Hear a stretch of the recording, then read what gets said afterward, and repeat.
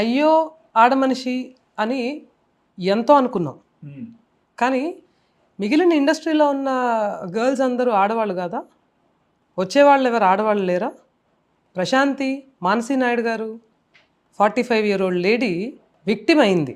Already ఫిజికల్గా చితికిపోయి, మెంటల్గా చితికిపోయి, ఫినాన్షియల్గా loss అయ్యి, ఆమెను మళ్ళీ మీరు స్టేషన్కి పిలిపించి, అలాంటి వాళ్ళు ఎంతమంది డబ్బులు కడితే నువ్వు ఇక్కడికి వచ్చి కూర్చున్నావు? నీ కుటుంబంలో ఉన్న ఆడవాళ్ళని అలాగే పిలిపించి అలాగే మాట్లాడిస్తావా? మమ్మల్ని పిలవమనండి.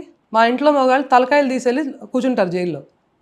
మిస్టర్ వినీలా కొండపల్లి ఎవరిచ్చారు ఇతనికి ఆడవాళ్ళని స్టేషన్లకి లాగి నోటికి ఏది వస్తే అది మాట్లాడే రైట్? ఏమన్నాడో చెప్పానా మీకు? నువ్వు ఒక యాంకర్వా? మేము అదే క్వశ్చన్ అడుగుతాం.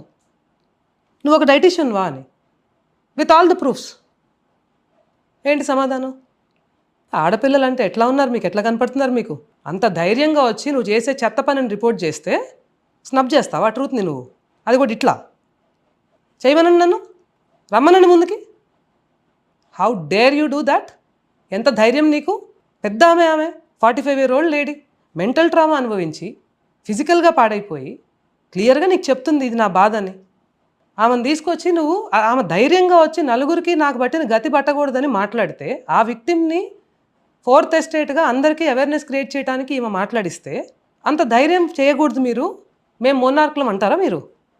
ఎలా అడగాలి?